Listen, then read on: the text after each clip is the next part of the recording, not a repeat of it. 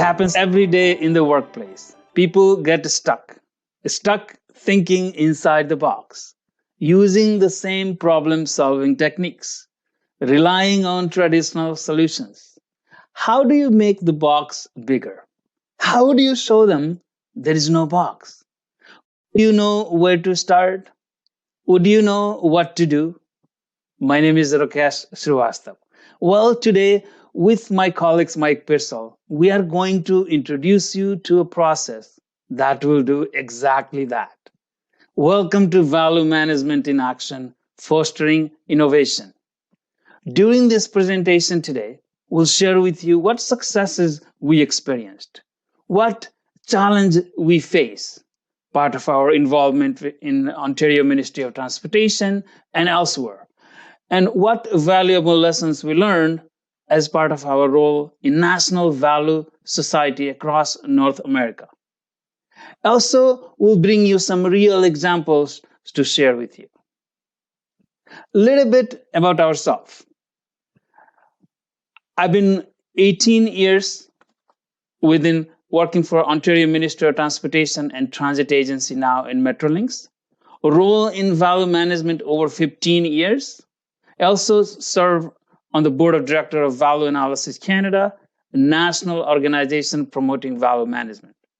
And my recent appointment to Federal Bridge Corporation Limited as part of Governor in Council appointee appointed by Government of Canada. Our small recognition, we take small pride about Ontario Public Service recognition, part of our role in value management. Cost saving, adding value, led our group collectively to be recognized by the Amethyst Award. And I'm Mike Pearsall. I have spent the bulk of my career working for the Ontario Ministry of Transportation for over 29 years. Through MTO, I was exposed to the value methodology a little over 24 years ago, and I have been a certified value specialist for the past 16 years. In this time, I have also served as a board member with both Value Analysis Canada and SAVE International, both of which I will tell you a little bit more momentarily. I'm currently serving as the president of SAVE International. Let me briefly tell you about the two value societies relevant to Canada. SAVE International is the premier international society devoted to advancing and promoting the value methodology globally. One of the important aspects of SAVE is the certification program for practitioners, which is internationally utilized and recognized. In Canada, we also have Value Analysis Canada, a non-profit society dedicated to helping Canadians stay competitive by improving value in their projects, processes, and products through application of the value methodology. So what is value management and why we do it?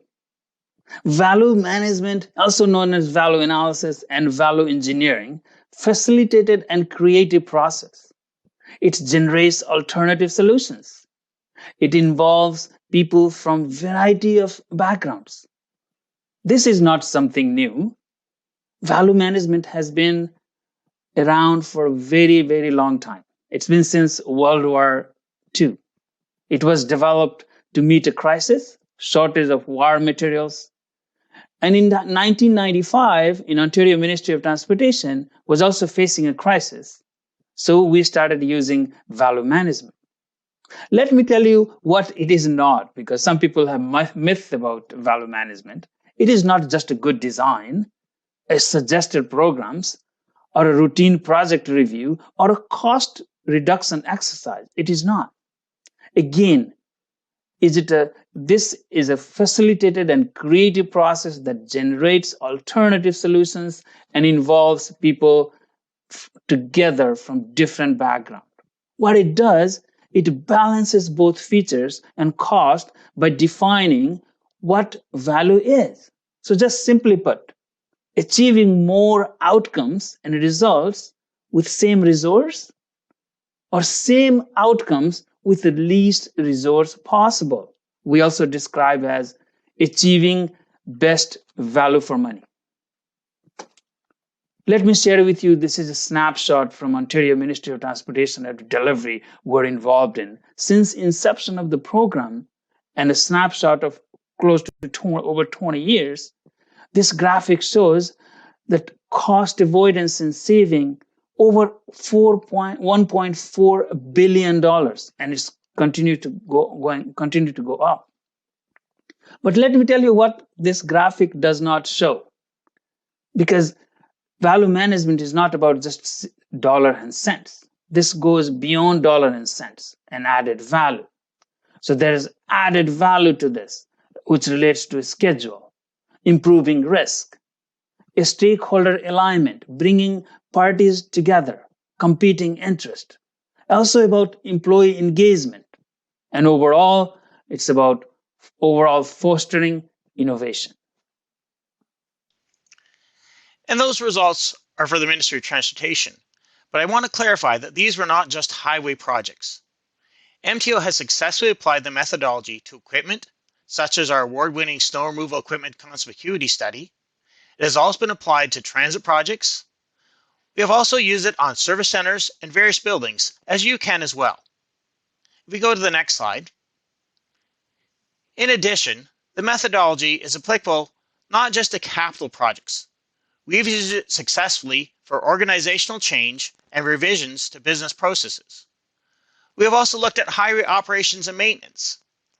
And we have successfully applied it to a number of IT projects. It works quite well to scope out new software for development. In Canada and here in Ontario, this has all been on what we'll call a largely voluntary basis.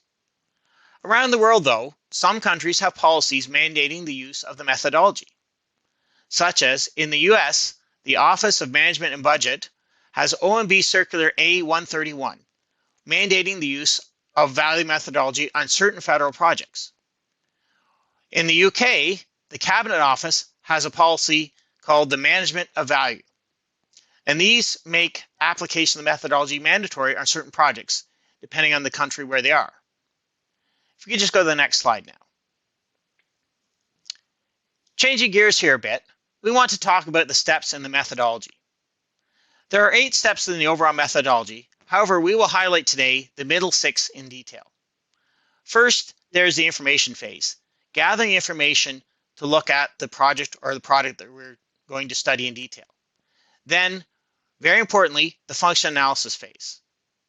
This is followed by the creative phase, generating ideas, the evaluation phase, evaluating the ideas, then the development phase, and finally, the presentation phase to produce the results and display them to the team. We will now go into a little bit more detail on some of these aspects. Okay, looking at a standard pencil. This is a good way of describing the methodology. The key to the methodology is function analysis. Function analysis allows you to step to a higher level of abstraction. If I take a look at this standard pencil and I say, what is the function of a pencil? Many people will say that the function is to write, but this pencil does not write. The function of this pencil is to make marks. There are also a number of secondary functions that come out of this pencil that we can talk about that are components of the pencil as well. You may look at it and say that there's a band here and there's this little rubber eraser which has a function to remove marks. The band may secure the eraser. There's the barrel which sort of supports the lead and helps accommodate grip and transmit force. But really, it's the graphite in the end of the pencil that does that primary basic function of making marks. Once we talk about the function analysis and we get that basic function of make marks, then we can be creative and say, how else can I make marks? If I wanted to change eraser, how else could I remove marks? And that opens up creativity in other directions. So Mike talked about information and function analysis and other phases. How many people consider themselves to be creative? Many people don't consider themselves as creative, but we all can be. And that's a part of the creative phase. And this is all about generating ideas, as many possible. Everyone has capacity to be creative and to generate ideas that may improve a product or service and also to solve a problem. So in value management, it's about creating ideas with open discussions. And what it does, it pulls you away from the expected solutions.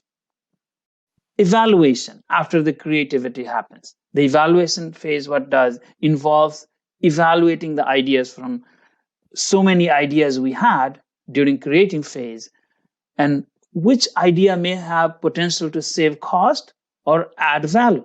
And then we move on to the development phase to explore those details in what we evaluated it, and if to see if it's worthwhile pursuing.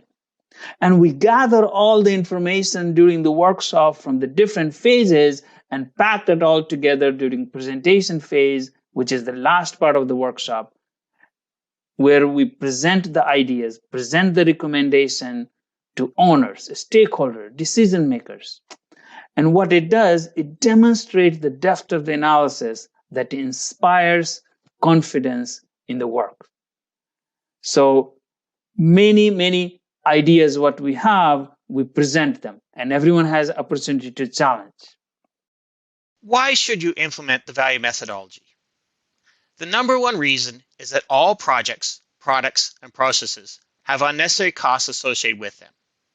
The value methodology provides a cost-effective, time-bound, and defined process to address these unnecessary costs with a proven track record of success.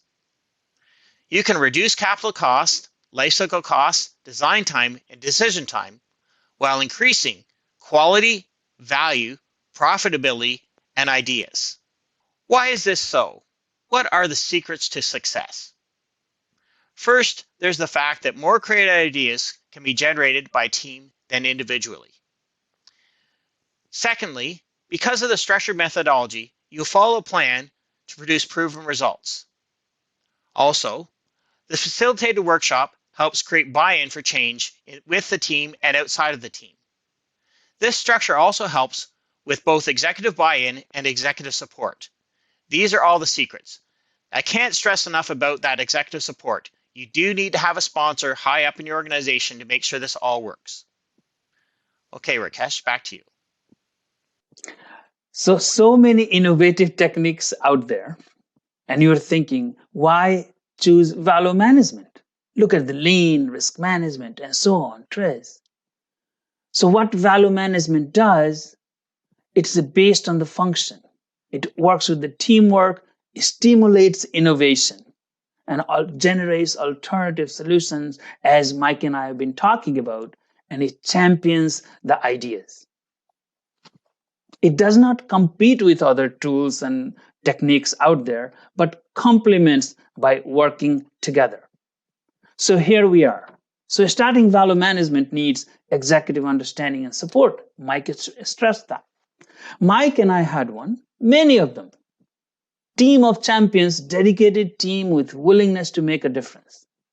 Look at your own projects, programs you are involved in. Maybe exceeding the budget. Maybe you have other problems. Maybe there is a business process doesn't work. Maybe the stakeholder alignment is not ideal because of competing interest. Maybe we need for achieving common vision. All those challenges, value management can help. And what we wanted to do, we want to leave you with some resources to look at, including our own contacts. Also inviting you to watch our webinar on this topic as well. And finally, we are here in the Value Society and the public servant ourselves to help you in your journey to understand the value management better. And more importantly, support you in your path to embracing value management and fostering innovation. Thank you very much.